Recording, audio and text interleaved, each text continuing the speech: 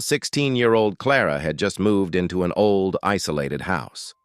It was the only inheritance left to her by her recently deceased aunt, a woman she barely knew.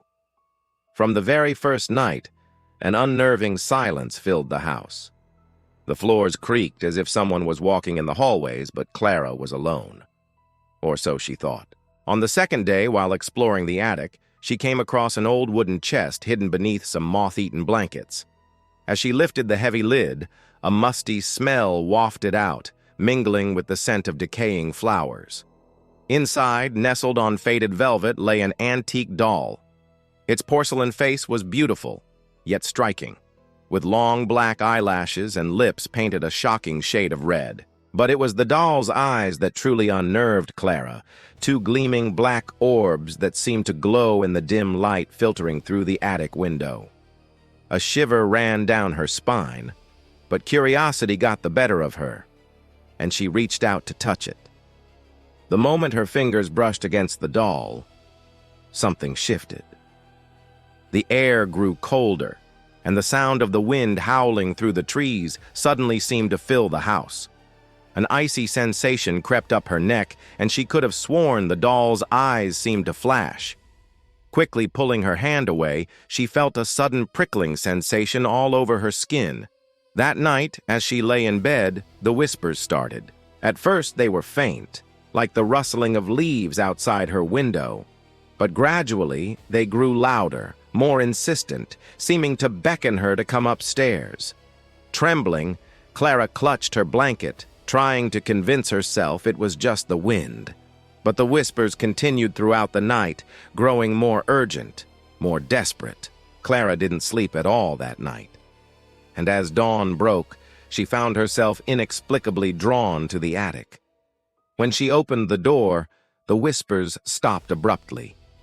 In the dim light, she saw the doll sitting upright on the floor where she'd left it.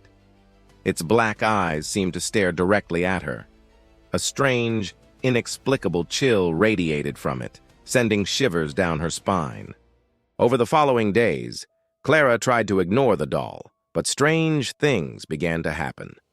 Every time she looked into a mirror, she saw the reflection of the doll, but never her own face.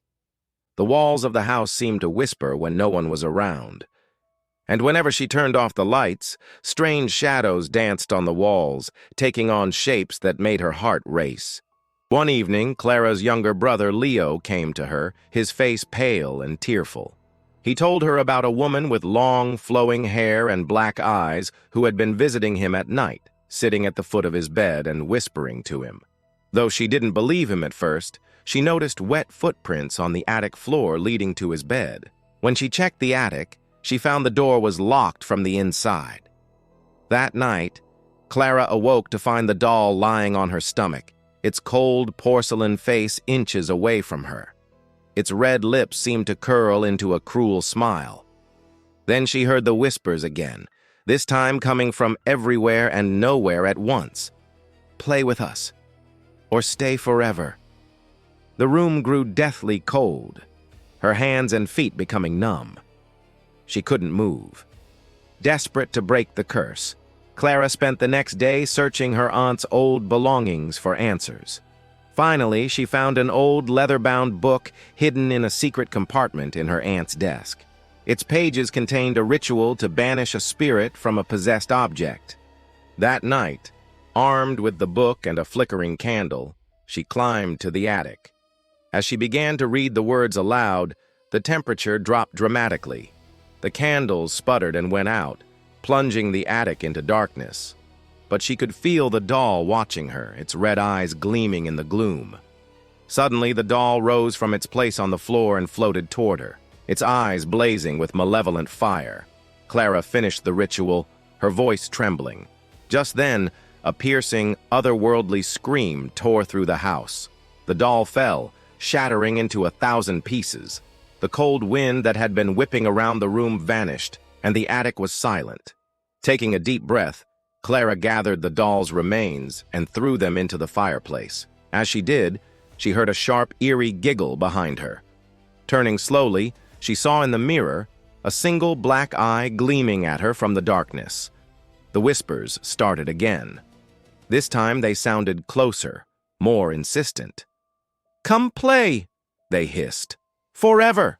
With a final glance at the grinning doll in the mirror, Clara fled the attic, knowing that whatever evil she had unleashed would never truly be gone.